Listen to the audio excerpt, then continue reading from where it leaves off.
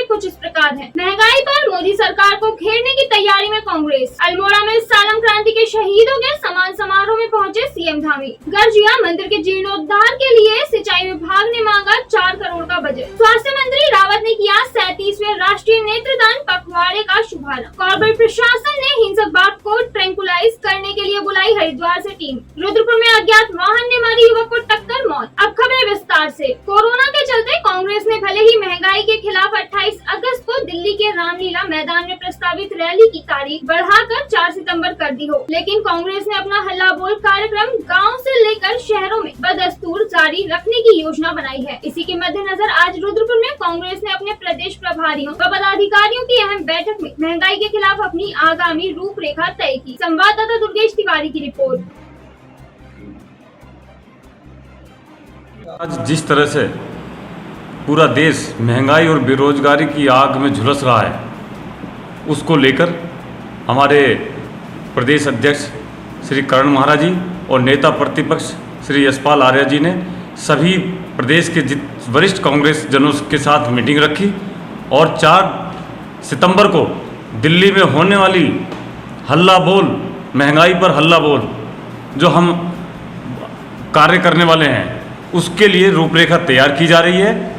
हमारे दोनों नेता प्रदेश में घूमकर कार्यकर्ताओं से इसकी रूपरेखा बनाने के लिए सब तैयारियां चल रही हैं। उस पर हम 4 तारीख में बहुत भारी संख्या में कम से कम 20,000 लोग उत्तराखंड से दिल्ली को कूच करेंगे और इसी कड़ी में दिल्ली में जो महंगाई पर और बेरोजगारी पर हल्ला बोलेंगे।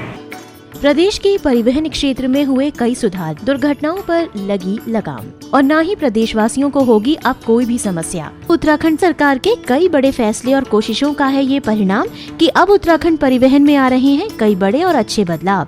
अब जनता और शासन के बीच पारदर्शिता को मिल रहा है बढ़ावा, जहां हर समस्या का होगा बेहतर समाधान और होगा उसका सही समय पर निदान, जिसके अंतर्गत ई चालान व्यवस्था का हुआ शुभारंभ। साथ ही परिवहन कार्यालयों में सिमुलेटर्स के माध्यम से होगी अब परीक्षा। ऑनलाइन से चीज़ें बहुत आसान हो गई है। मैं उत्तराखंड सरकार को धन्यवाद करना चाहूँगी कि ये सब कुछ ऑनलाइन कर दिया है।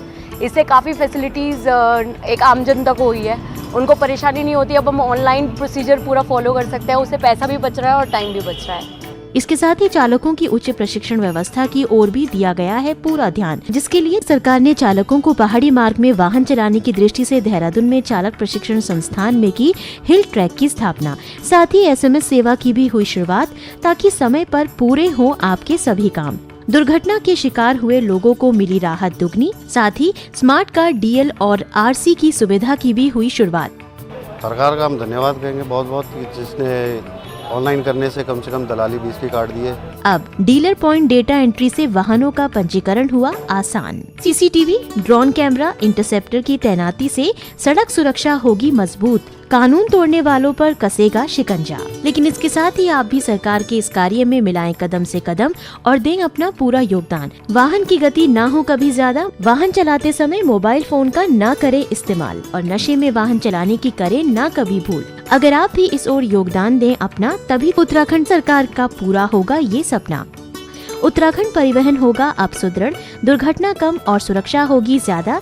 यही है उत्तराखंड सरकार का वादा।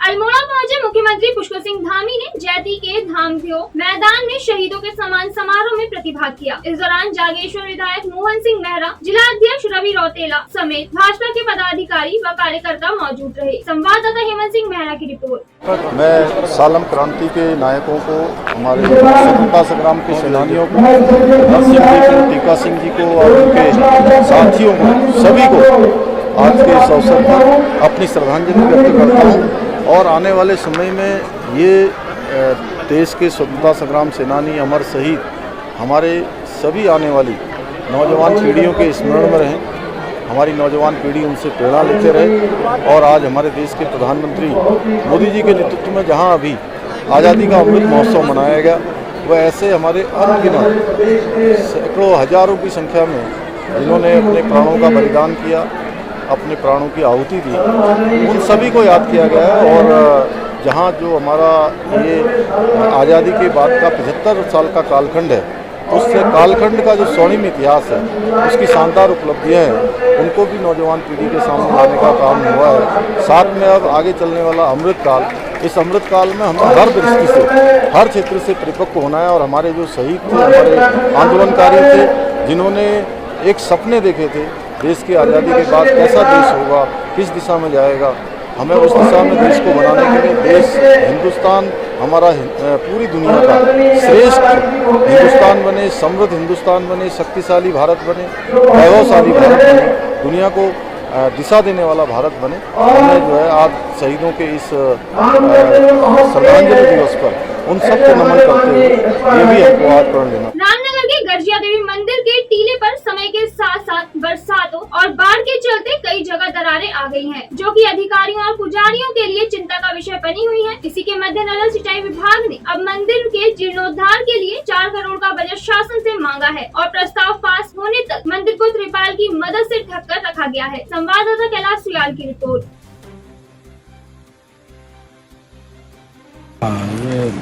ये काफ़ी समय से यहाँ पे ये मांग थी, यहाँ पे मंदिर के जीर्णोद्धार की। तो कई वर्षों बाद इसमें कई अभी थोड़ा गुंजाइश मिल आ रही है संघ कि ये काम शुरू हो जाएगा। तो अभी बीच में यहाँ पे सर्वे विभाग के अधिकारी वगैरह आए थे, चीफ इंजीनियर वगैरह यहाँ पे, तो उन्होंने यहाँ पे अक्टूबर-नवंबर से काम शुरू करने के लिए अपनी सहमति दी है और शासन को प्रस्ताव भेजा है। और संभवतः अक्टूबर-नवंबर से काम शुरू हो जाएगा। और अभी फ़िलहाल उन्होंने कहा इसको बरसात से बचाने के लिए कि उसके मंदिर के अंदर, टीले के अंदर पानी ना जाए, तो फिलहाल उन्होंने 2 महीने के लिए इसमें तिरपाल लगा दिया है। गर्जिया मंदिर के बारे में मैं आपको बताऊं, मैंने आते ही गर्जिया मंदिर का निरीक्षण सबसे पहले किया। इसके बारे में विभाग बहुत गंभीर है। हमने एक योजना लगभग 2 करोड़ 53 लाख की बनाई थी, जिसको जब देहरादून हमने भेजा तो उन्होंने इसको संशोधित करने के लिए कहा, उसको विस्तृत बनाने के लिए कहा गया। तो हमने फिर वो 4 करोड़ 54 लाख की एक योजना बनाई, जो TSE में पुटअप करी गई अभी पिछले 20 दिन पहले।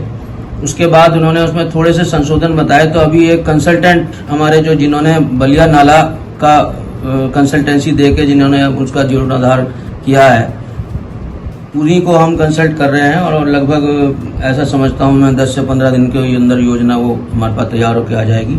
उसके बाद हम उस पर अपना प्राक्कलन बना के उच्च अधिकारियों को प्रेषित कर देंगे और जैसे ही धनावंटन होता है तो उसमें कार्य करा दिया जाएगा। फिलहाल तत्कालिक तौर से हमारे मुख्यमंत्री महोदय ने निर्देश दिए थे कि मंदिर के चारों तरफ कुछ तिरपाल लगा के उसको ढक दिया जाए, जिससे कि सीधे तौर पे जो बारिश से होने वाला कटान है उससे मंदिर की सुरक्षा की जाए।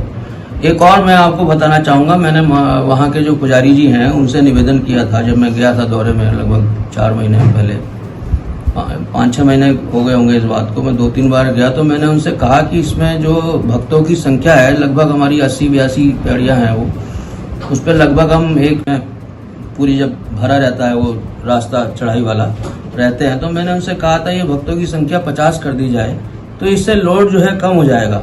हालांकि वो अभी तक वो नहीं कर पाए, उसको अपने क्रियान्वित नहीं कर पाए।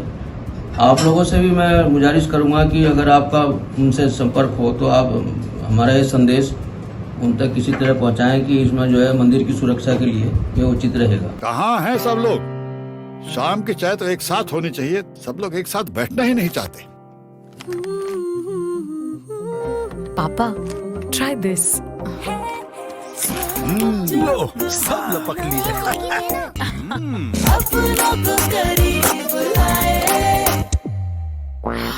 ये क्या हाल कर दिया है रूम का? बस कल से चाय? कल से चाय मेरे रूम में। देवरपन नमकीन अपनों को करीब लाए। राष्ट्रीय दृष्टिहीनता नियंत्रण कार्यक्रम के अंतर्गत स्वास्थ्य मंत्री डॉक्टर धन सिंह रावत ने आज 37वें राष्ट्रीय नेत्रदान पखवाड़े का विधिवत शुभारंभ किया। इस दौरान उन्होंने नेत्रदान के लिए स्वयं को संबंधित पोर्टल पर पंजीकृत कर नेत्रदान के लिए शपथ पत्र भी भरा।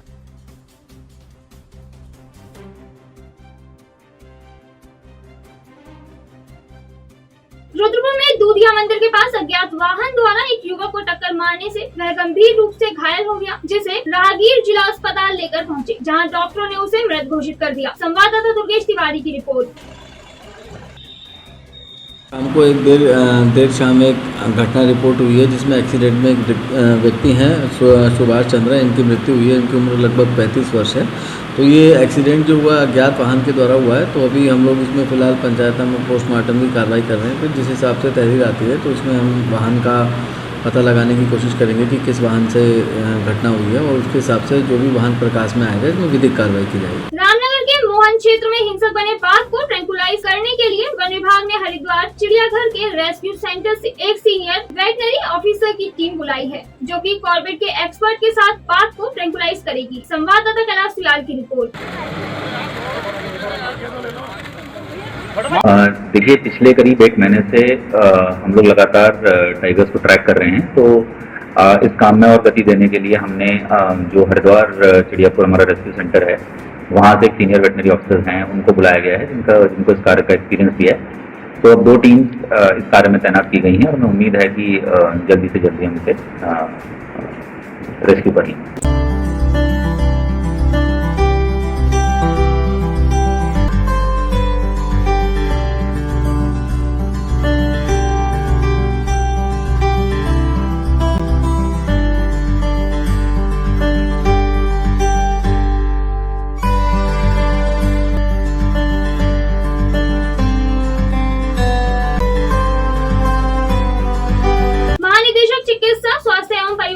डॉक्टर शैलजा ने आज जिला अस्पताल का निरीक्षण किया और स्टाफ के साथ बैठक कर उनकी समस्याएं सुन उनके समाधान का भरोसा दिलाया। संवाददाता हेमंत सिंह मेहरा की रिपोर्ट। अस्पताल में ये कहा गया कि जो दवाइयाँ अस्पताल में उपलब्ध हैं वो बाहर दिखनी चाहिए, प्रदर्शित होनी चाहिए कि ये दवाइयाँ अस्पताल में इस मात्रा में उपलब्ध हैं। एक तो ये सभी को आदेश दिए गए। दूसरा ये भी आदेश दिया गया कि जो ड्यूटी कर रहे हैं डॉक्टर इमरजेंसी में, उनके नाम भी प्रदर्शित होने चाहिए और उसके फ़ोन नंबर के साथ दिखने चाहिए। उनका जो लैंडलाइन नंबर है अस्पताल का, वो इमरजेंसी में होता है, उसका भी प्रदर्शन होना चाहिए उस नंबर का, कि अगर मरीज को कोई दिक्कत है तो उसको कॉल करके वो पता कर सकता है अस्पताल में क्या सुविधाएं उपलब्ध हैं क्या नहीं। हमारी तो सबसे पहले मांग ये है कि गोवर्धन तिवारी बेस चिकित्सालय इतने वर्षों से काम कर रहा है, वहाँ का क्योंकि वहाँ का जो सब स्टाफ है, सारे स्टाफ वहाँ है, सब कुछ है, वो चल नहीं रहा है, वो चलाएं। लेकिन अभी उन्होंने कहा कि मेडिकल के तहत है, तो वहाँ का जो स्टाफ अगर वहाँ नहीं कर रहा काम तो वो जिला अस्पताल में, महिला अस्पताल में भेज दिया जाए उनको। यहाँ की स्टाफ की कमी दूर हो जाएगी, डॉक्टर की कमी दूर हो जाएगी, ये उन्होंने स्वीकार किया। इसका उन्होंने कहा कि ये जल्द इसको कर देंगे। आज के लिए बस इतना ही। उत्तराखंड की सभी खबरों से जुड़े रहने के लिए देखते रहिए सुराही लाल न्यूज चैनल। धन्यवाद।